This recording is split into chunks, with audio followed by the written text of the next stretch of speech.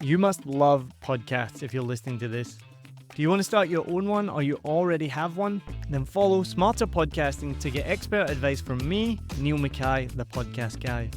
Since 2019, we've worked with over 40 podcasters, produced over 700 episodes, and helped many podcasts get to the top of the Apple Podcast charts. And right now, I'm offering you a professional edit for just $27. Click the link in the show notes. When you are podcasting and you're thinking, what's next for me? Maybe nothing. You don't have to make this a job. You don't have to monetize it. It doesn't have to be anything that makes you wealthy. It would be great if it broke even. Fortune favors the prepared, or luck favors the prepared. And that's kind of what it is, right? You're out there consistently, your name is good, and people put other folks on your show. They put their clients on your show, whatever it is. The prep is the other half. Like, creating something good from it is the other part of it. It wasn't luck. It was a lot of hard work. You're seeing the tip of the iceberg. You're not seeing all the hard work underneath. It's really the experts and the smart people. Like, my life now is read books, talk to smart people. I would never trade that for read books, talk to celebrities. Welcome to Smarter Podcasting. I'm Neil Mackay, the podcast guy, and I am your host today. And this show is here to help you make the best podcast possible.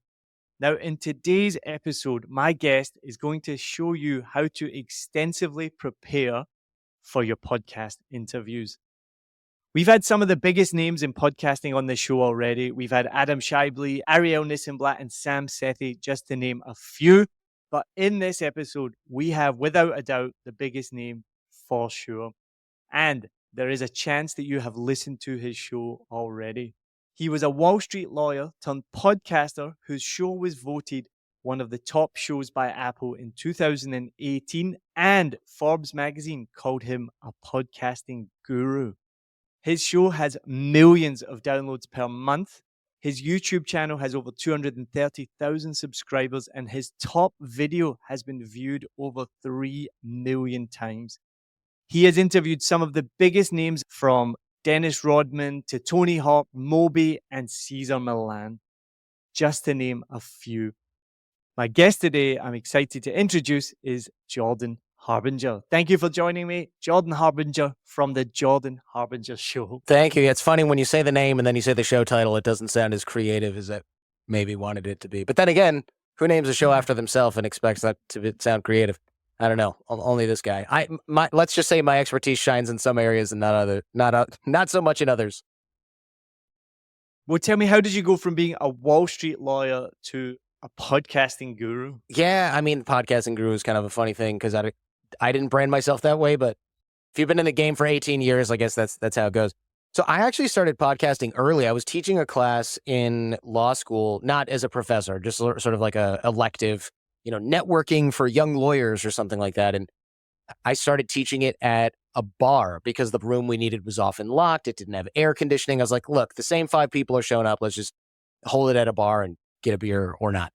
And I started to record these classes. Let me back up. I started to run these classes, and it was all women because guys are like, I don't need that. I'm so smart. I don't need to learn how to network. I don't need relationships. And we started breaking down nonverbal communication one day, and I was sort of dissecting people at the bar. I was like, see, these two are not on a date, or these two are on a date, but like she's not into him and he's really into her. See this, that, and the other thing.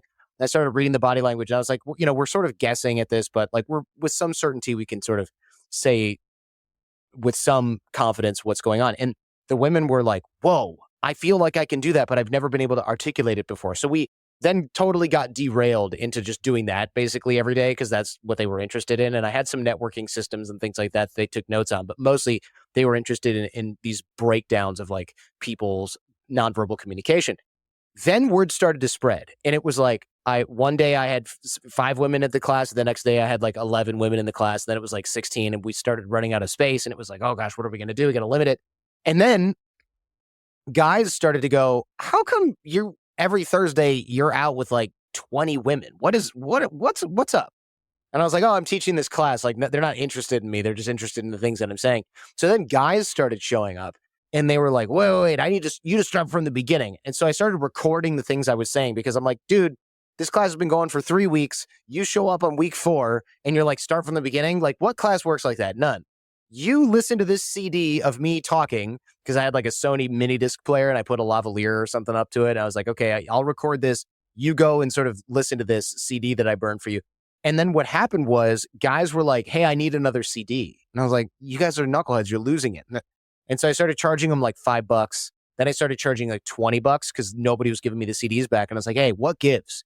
They're like, oh, well, I gave one to my roommate. I kept one for myself, and I need 5 more because I want to give one to my brother, one to my cousin, one to my. And I was like, whoa, whoa, whoa. This is not a product for sale. This is like a class. Like they could just come join the class. And they're like, no, no, no. I'm giving it to my friend in New Jersey, and I'm sending it to my cousin who lives in Bethesda. So I thought, okay, I'm not going to get rich selling $20 CDs. Like that's not the model that I have. I'm going to be a Wall Street attorney here at some point, or just an attorney, qualified attorney at some point.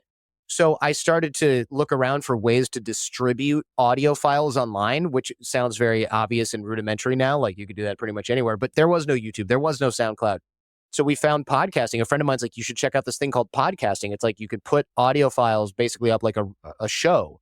And I thought, oh, it would be fun to do this like a show instead of just recordings in a bar. So me and a buddy, we started recording all this stuff, like kind of as if it was a show where we were actually expecting people to listen. And that started to take off, man. As you know, early in the day, 2006, there weren't that many podcasts. You know, there was like 1,000 and most of them weren't active. It was like 1 or 2 episodes. And most of them were tech related because it was sort of a geeky niche. And we were like, hey, this is a dating show about dating stuff and meeting women and being social and having a fun life. And guys and women, frankly, from all over the world were like, this is new and unusual. Nobody's talking about this stuff. So it really actually took off quite well. And that was my first jaunt into podcasting. And even when I became a lawyer, I was like, I'm just going to keep doing this podcast. It's like a fun hobby, whatever. I started a coaching company off the back of it. Coaching company was nice side hustle. I told my company that I was doing it, that I wasn't spending too much time on it, which is true at the time. I brought in other people to work on the company. And then I ended up on Sirius XM satellite radio doing a Friday night drive time show, which was similar to the podcast, but had live callers. And I just was really transparent with my law firm. I was like, hey, every Friday from 7 to 9 p.m., I got to do this. And they're like, okay, you probably won't have work around that time. And it's fun. Everybody's got to have hobbies, outlets. It's 1 day a week, like no big deal.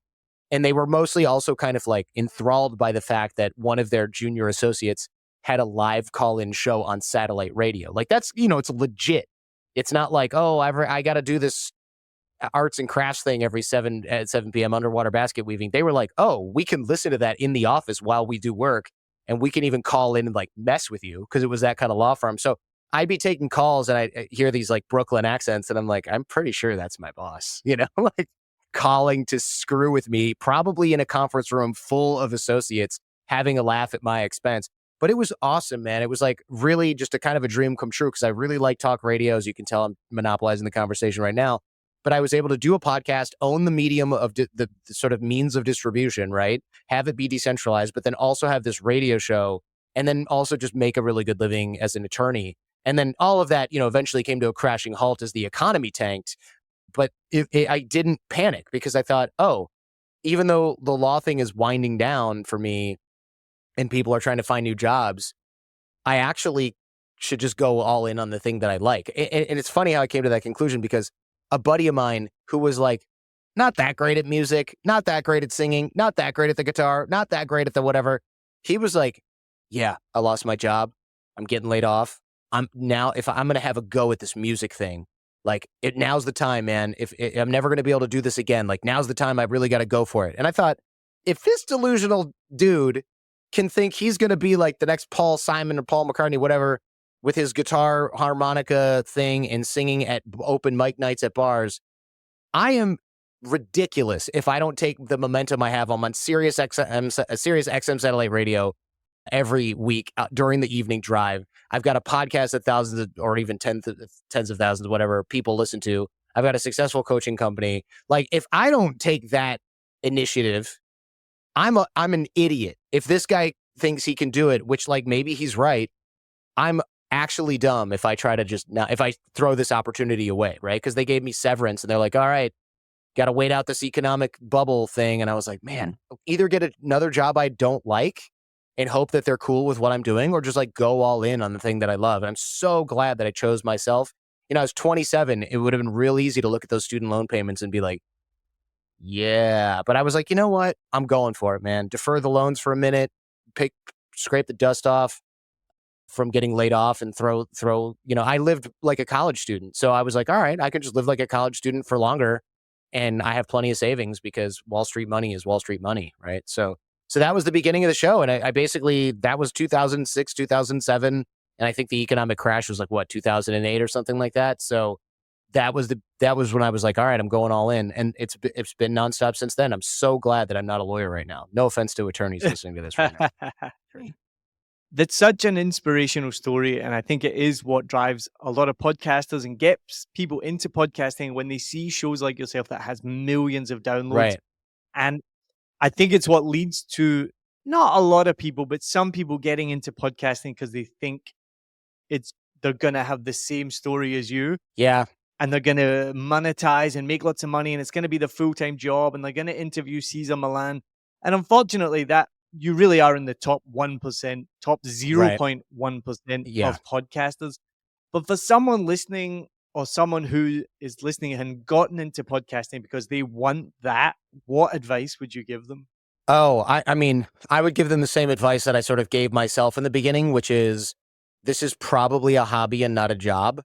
And if you can turn it into a job, you're probably just going to ruin it. So the podcast for me, for years and years, for 11 years, wasn't even the main thing. It was like lead generation for a coaching company that I ran. And the coaching company part was the job, but I was allowed to sort of make the show part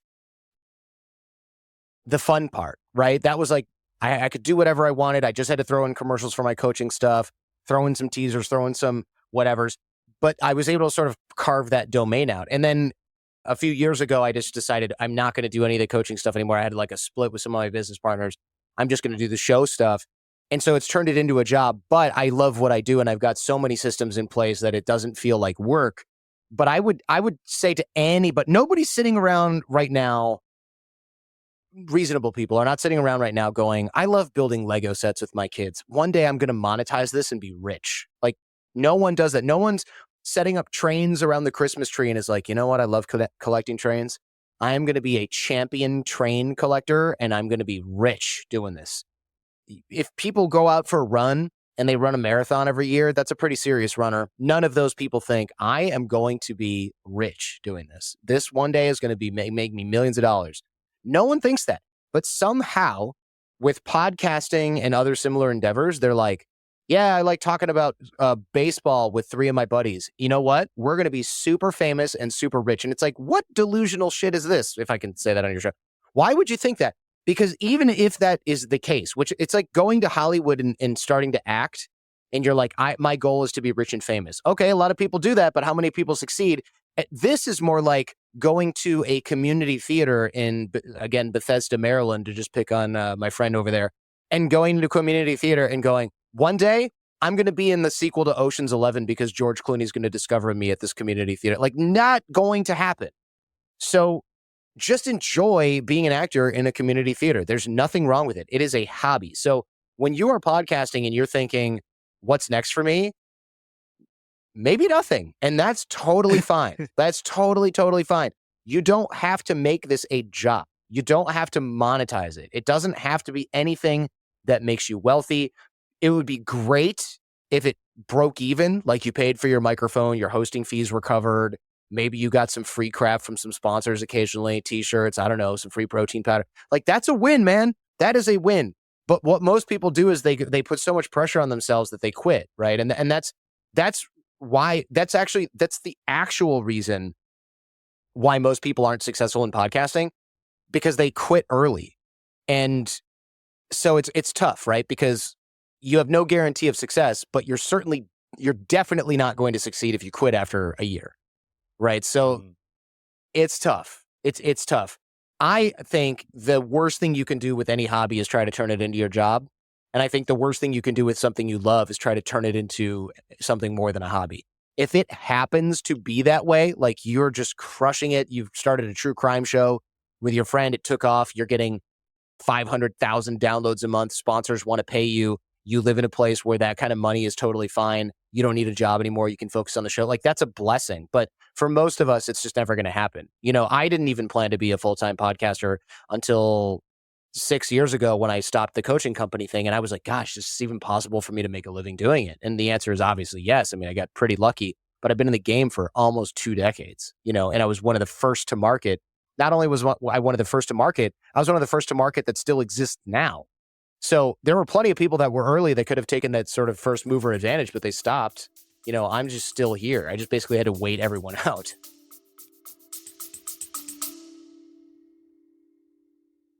I wanted to share with you about one of my favorite affiliate partners, and that is Fiverr. I've been using Fiverr for years for everything from ordering YouTube thumbnails to keyword research, writing podcast articles, even to Canva designs and thumbnails and more. So whether you're a budding entrepreneur, a podcaster, or anyone in between, Fiverr has got you covered. It really is the go-to platform if you want to find freelancers offering a massive range of services to help you on any project. Maybe you need a stunning new logo or just a short animation, whatever you need, you can find it on Fiverr. What I love the most is how easy Fiverr makes it to connect with talented freelancers from around the world, all at prices that will fit whatever your budget is. Plus, with Fiverr's secure payment system, you can trust that your transactions are safe and secure. No dodgy people you meet on Facebook groups that disappear with your money and never give you what you want. What, that's only happened to me? As an affiliate partner, I will get a small commission if you use the link and at no extra cost to you. As an affiliate partner, I will get a small commission if you click my link and you buy something, all at no extra cost to you. And best of all, you will be directly supporting the making of this podcast that you're listening to for free, but it is not free to make. So why wait? Head over to somewhere that you've probably never been before. It's called the show notes. So whatever app you're listening in, if it's Spotify or Apple Podcasts or anything at all, head to the show notes, click on my special link, and then you can browse thousands of gigs ready to help you with your next project. I mean, I'm very similar. When I started in 2019, my first podcast was just a hobby, a Vietnam podcast. And I remember at the time, there was probably like this tiny little bit of me was like, wow, imagine if this blows up and I make money from it and it becomes a full-time job. And it hasn't. I've been doing it for 5 years. I think it's the longest running English language podcast about Vietnam or in Vietnam. I'm so proud of it. And it's done really well. And then you look at shows like yourself, it's not even 1% in terms of downloads and compared to shows like yourself, but I'm so proud of it. And I made a decision quite a while ago that it's really difficult to monetize something like that. But I've learned so much and I have so many skills now and I'm continually learning like every single day. And I'm going to help other people make podcasts because I love the medium so much. And so I still can't believe that it is now my full-time job. My full-time business is podcasting. I live and breathe podcasts because I love it so much. But one of the things that frustrates me the most is one, if somebody gets into podcasting because they want to make money. And, I work with so many different clients. It often comes up as a question like, so how can we monetize? And I'm like, Yeah. it's not the question you should be asking. You can do it. Please don't think of sponsorship. You need to be in the top 1% to really make any Easily. money from sponsorship. Yeah. I mostly advise my clients, like, use it to drive your own business. You only need 50 to 100 downloads to support your business. I use this stupid example all the time. Like, if you sell hammers, and you make a podcast about hammers, your audience is going to be into hammers as well. And that's who you want to sell to. But what frustrates me the most is when you talked about having a side hustle, and one of the things that frustrates me the most is when you read these blogs and they say, "Oh, start a podcast for a side hustle for monetization," and I'm like, "Do you terrible side hustle? Do you know how much it costs to set up to make it?" But most of the time, one episode will take you 8 to 10 hours from start to finish. That is a day at work that you will not be paid for. And it's normally on a side hustle of like start a blog. Even doing a blog, if you want to monetize it, is 8 to 10 hours minimum a week. So those really frustrate me when they say start it as a side hustle? It's podcasting is literally one of the worst ways to make money that I can think of. It really is. Like I it I've takes said that, yeah. it takes forever to grow, especially the audio part. YouTube may be a little different. You're competing against anybody who can afford a USB microphone and possibly a webcam, depending on if you're audio, video, or both. And you have to book guests. If it's that kind of show, you have to create content. I mean, it's really like one of the most time consuming, low ROI activities you could possibly do in terms of making money. That's why I say to people, view it as a hobby. Like if you buy a camera, you're not thinking, oh, I'm going to be shooting weddings and making a bunch of money in no time. You're like, no, I just bought this camera to like take pictures of my kids. What are you talking about? Monetize. That's what you should look at podcasting as. Like you essentially just bought a camera with a microphone on it. It's to document things that you enjoy. It's to talk about things that you enjoy. It's to hang out with your friend and record it and pretend you're on the radio. That's like how I started. Nothing wrong with this. Nothing wrong with this. Or if you have another business and you're trying to do lead gen, like you're two personal injury lawyers talking about injuries and how those things are, compensated and how the cases go. But and if anybody gets injured, call this number. That's our law firm. Like you're driving leads. It's worthwhile. But yeah, the idea that you're suddenly going to get picked up by some massive network and then grown by them, it's complete fiction. And so it's just it's nicer to let that go and not worry about it. That's what you should do, is just enjoy it. Well, we are going to talk today about how to prep for your interviews, and that is just another thing that takes time. And I don't do it the best, partly because I'm exactly like you. We just talked about, I'm a hobby podcaster for the most part. My main business is making podcasts for other people. So I don't have a huge amount of time to sit there and research guests, prepare questions. I have a little bit for this one for sure, but in general, I really like the freshness of it. But so how do you go from starting your podcast? How did you go from there to interviewing people like Moby, which is super cool? I loved Moby growing up. Caesar Milan, we have a dog. We watch Caesar Milan. How did you go from interviewing people? I don't know who you started off with, but you started off with your friend, to interviewing some of the biggest names in the world. And how do you prepare for those interviews? Sure. I mean, some of the interviews are just straight up, luck over time, right? You network with people, publicists especially. They go, oh, hey, look, this person has a new book coming out or a new TV show coming out. You throw your name in the hat. You get rejected the first 3 times or whatever because they're busy doing other stuff. And then one day they go, oh, yeah, podcasts are a thing. I listen to podcasts. I've heard of this guy. Yeah, Caesar Milan. Yeah, cool. We're going to go to his ranch and do it. Okay. He said yes, Saturday afternoon, whatever it is. And you just get lucky sometimes. Like I remember one of the reasons that I got Kobe Bryant on the show was a publicist had said something like, hey, I know I haven't been able to book anybody on your show. Sorry, there's been a lot of like logistical stuff falling through and messes in that area. Kobe Bryant's doing something. I got a little bit of a slot open. Like, can you make it down to Orange County? I was like, absolutely. So I like flew down there the night before and did a bunch of prep for that and had the crew ready to go. So a lot of it's just like being prepared when the opportunity strikes. And also, of course, none of this is going to happen if you have a show that doesn't have an audience, right? They're not going to book Kobe on a show that nobody listens to. That's not a real thing that happens. But a lot of times publicists just go, hey, CBS changed from today to tomorrow. He's got another media slot. You've been pretty cool about other stuff so far. Do you want to do that to take the slot? And there you go. And you have it and you're good. Right. So I would say it's if there's an old quote that's like fortune favors the prepared or luck favors the prepared. And that's kind of what it is, right? You're out there, you're out there consistently, your name is good, and people put other folks on your show. They put their clients on your show, whatever it is. But yeah, the prep is the other half, right? Like the creating something good from it is the other part of it. There's lots of, I mean, we've all seen celebrity interviews or interviews that we thought were going to be really good done by a journalist. And you can tell that it just like took like 10 minutes before the person showed up and said, oh crap, what's he in the news for today? What do you think of that game last night? Just dumb stuff like that. And the reason is because they're unprepared. So the content quality is low.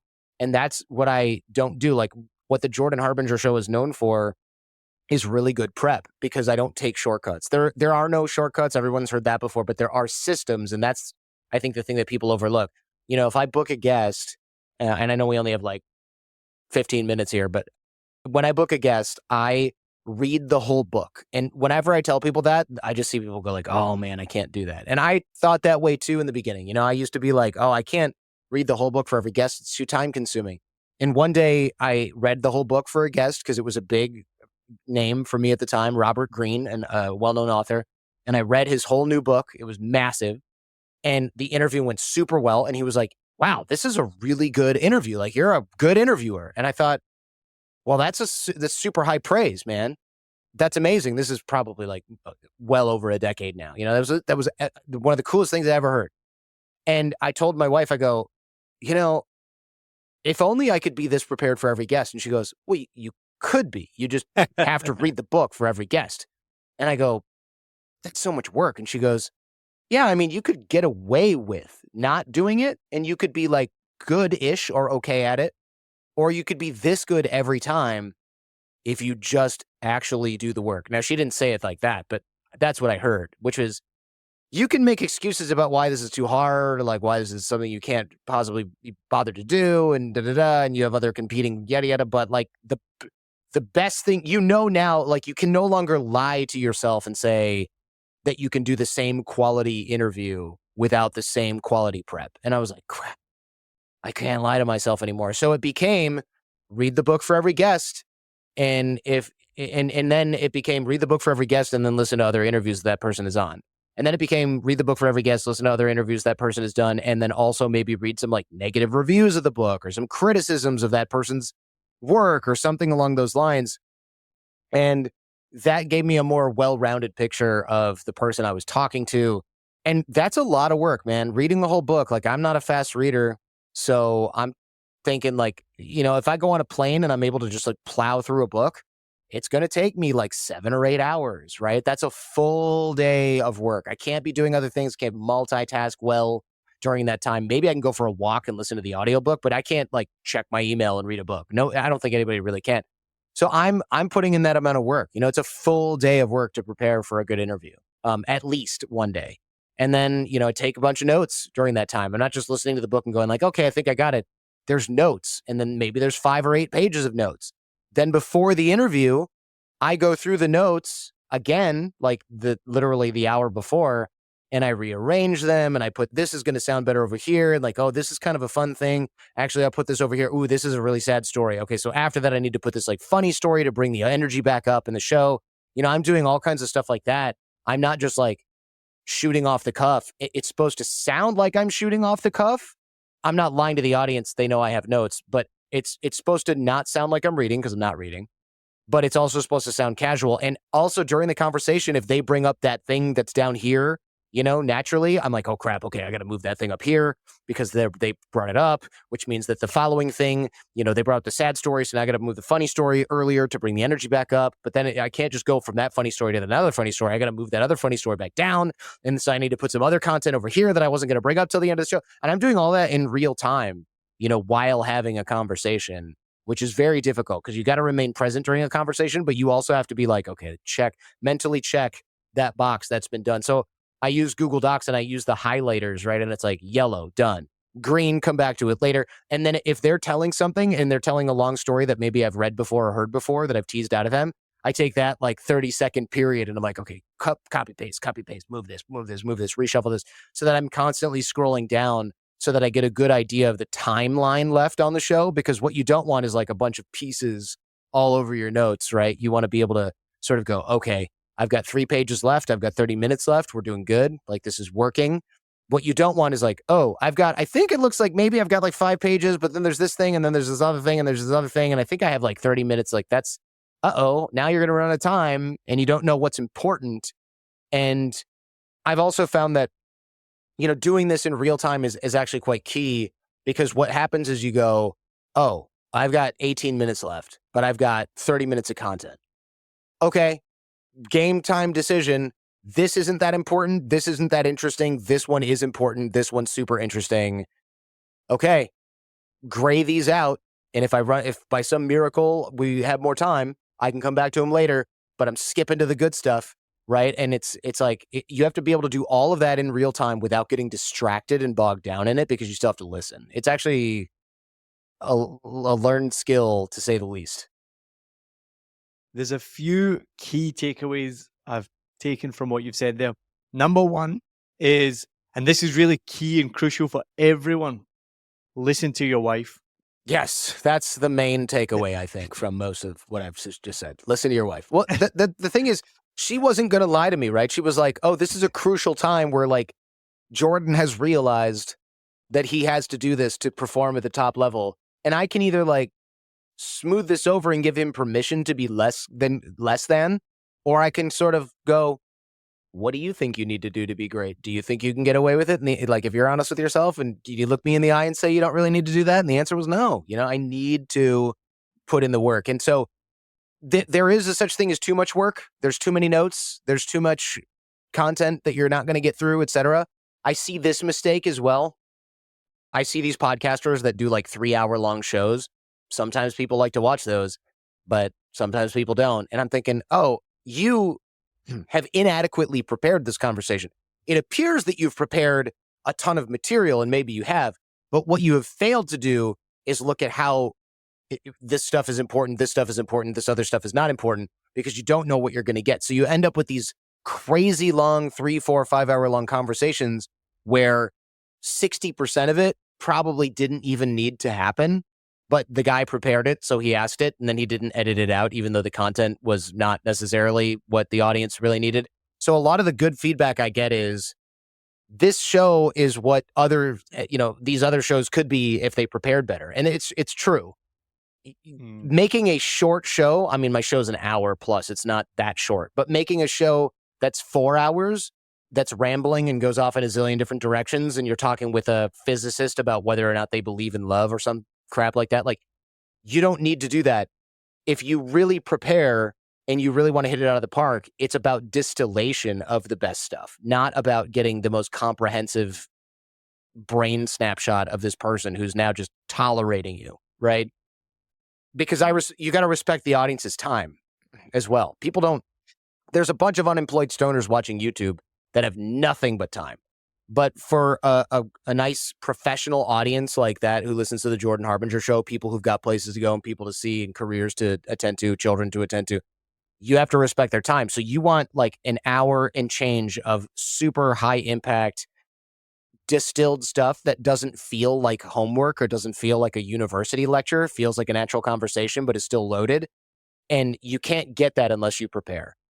So it's funny. It's ironic. It looks like the longer your show is, the more prep you do. It's actually kind of the other way around. Like, if I had another, 10 hours for each guest, I bet I could get the conversation down to 45 minutes, and it would feel a little rushed, 30 minutes, 45 minutes, but I could get only the like juiciest juice right out of it. But I'm not going to do that. I think I've hit the sweet spot where it seems effortless to the outsider, but is clearly not effortless when people think about how that piece of content was made. Well, for me, and for this show specifically, if we go all the way back to the introduction, I set what the value of this show was going to be. We want to talk about how to extensively prep for your podcast interviews. And so for me, I will try and choose for this show one topic. And exactly like you said, I want to give the listeners as much value as they possibly can on what we are talking about. I know that me and you could easily talk for 3-4 hours about podcasting and a million other things. We talked for half an hour, no problem, before we even started recording. Right. And we could just meander and talk. And some people might like that. But for me, I want to give the listener as much value as possible so they come to listen to this show and they're like, I'm going to listen to Jordan Harbinger tell me how to prep for a guest. I'm not going to listen about his life story. I'm not going to listen about news stories. So I think that's really crucial, is having that set from the beginning is what you want to get out of it. The other thing I took from what you said a second ago, and I love this, and I believe in this 100%, is there is no such thing as luck. It really frustrates me when somebody says something like, "Oh, you're really lucky." Like, I've not held it too much, but it's something that a lot of people like myself who live overseas will hear. "Oh, you're so lucky you live overseas," and you're like, "It's not luck." It's not luck, and it's hard work, and it happens. And so, same with you, for your guests. I don't know if you've ever had that. "Oh, you're so lucky you got to interview all those people," and you're like, it wasn't luck. It was a lot of hard work that you never, like the tip of the iceberg. You're seeing the tip of the iceberg. You're not seeing all the hard work underneath.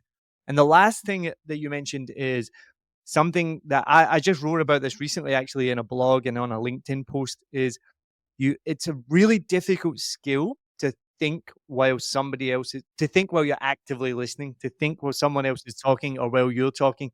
And that's a skill I learned over years of doing interviews. Was somebody would be talking and I'm thinking, what am I gonna say next? What's the next question? I mean, even right now, while you're talking, I'm thinking, right, what am I gonna say next? There's these three things I want to talk about that are related to the value of the show. How are we gonna bring them up? How's that gonna lead to a conversation? And as I mentioned to you before we started, so I'm a stand-up comedian as well, and there's a really similar skill set there. But I'll be on stage and I'll be saying a joke, and I've said this to my wife, like my mouth will be moving and words will be coming out of my mouth, but in my head, I'm thinking like, "What's the next joke? What am I going to say? How do I deliver it?" And maybe somebody throws something at you, so you have to think on your feet, and it's a really difficult thing that nobody sees. And what I loved about what you said as well is people will watch your show. They won't be able to tell that you've done all that prep. They won't tell that you have notes. It sounds really natural. And I guess just for people listening, the thing is, going all the way back to what you said at the beginning, don't quit. You have to keep doing this. You have to keep pushing. The only way you're going to get better is to keep practicing, keep doing it. Your first 10 episodes, you're not gonna interview Cesar Millan unless you're super connected, unless you're already Conan O'Brien, you're not gonna get to that level. And what was the turning point for you, just to wrap up, what was the turning point for you when you started to get these bigger guests and the numbers started jumping up? Because you obviously didn't start like that. Most of us, unless you're already a celebrity, Right they now. even had a they started, even if it's Conan O'Brien and he starts with a massive podcast, he still started as nobody like the rest of us. That's right. Yeah. What was the turning I mean, point for I you? mean, it really took years of putting out good content before people even cared that thought of podcasts as a real thing. Like even now, people are like, "Oh, podcasting." Thankfully, during the pandemic, a lot of celebrities got into podcasting, and now they're into it because it's actually quite lucrative for them. And so it's become, "Oh, you have a podcast. Oh, this is a big podcast. Okay, good. We know what podcasts are because a bunch of our other clients have gone on them and et cetera." But that's basically recent, right? Before that, it didn't matter if you had a huge podcast, it was still a podcast. People would much rather book their guest in a 5-minute segment on the Tonight Show than on Joe Rogan, even though a zillion people were watching Joe Rogan and listening to it for an hour. And, he had way better ratings than whatever news show their guest was on or something like that. The Tonight Show is probably a bad example because it's huge, but like they would much rather book their guest on a CNN spot than on a big podcast, which is a massive mistake. So the idea that the new media is finally starting to get a little bit of respect, which is great, but the turning point is still happening, right? Like I get big guests, but it's very difficult. I don't really rely on it. I don't care about celebrities that much. I'm much more interested in the scientists and the psychologists and the people with amazing stories, which is good because those people are a hell of a lot easier to book.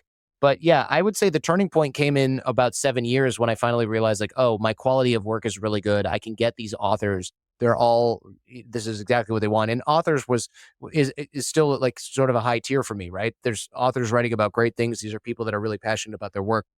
I'd much rather interview an amazing author any day versus, somebody who just showed up famous because they won a game show. You know what I'm saying? Or even somebody who's the star of their own reality TV show, for example. Those people can be interesting, but it's really the experts and the smart people. Like my life now is read books, talk to smart people.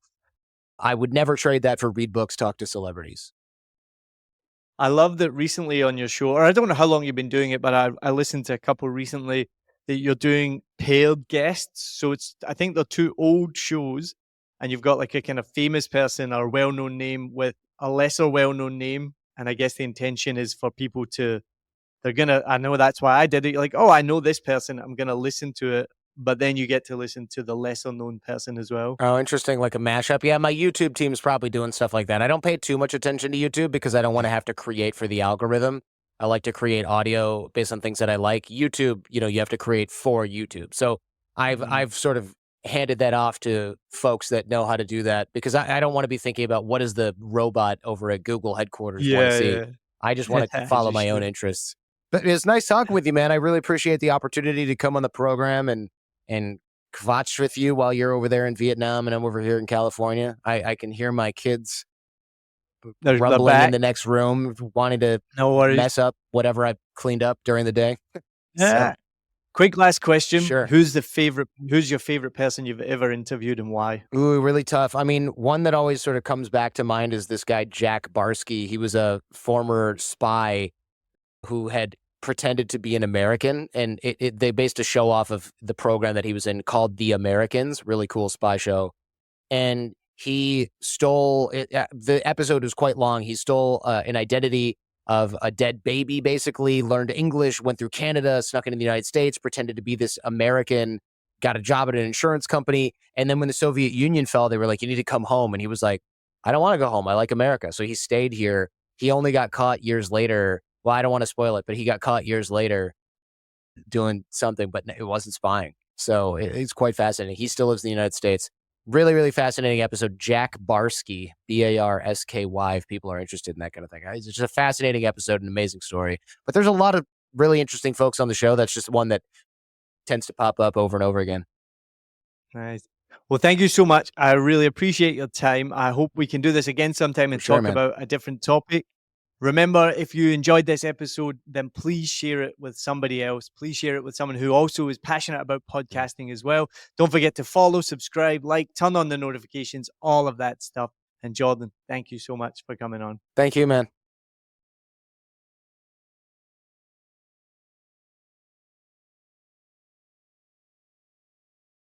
Hi, my name is Sal Jeffries. I run the Mindset, Mood and Movement podcasts. I've been working with Neil at 7 Million Bikes for the whole of this year, literally from the start of my podcast to date. And I want to say a couple of things. So when we record the podcast, sometimes there are things that I need tweaking. There could be edits or clips. It's really simple. I give those instructions to Neil, he gets it sorted. There's sometimes a sound level differences between the guest mic and mine. Again, that's all sorted so the outcome is a really balanced sound. And also if there are issues with voice, little kind of sound interruptions, all those things that can distract a listener, Neil knows exactly what to do, cleans it up. The end result, a highly professional, beautiful sounding podcast without distraction. That's exactly what I want. I know my listeners do. So if you're interested in having that level of podcast and that kind of quality, Neil is a great guy and I highly recommend you speak to him.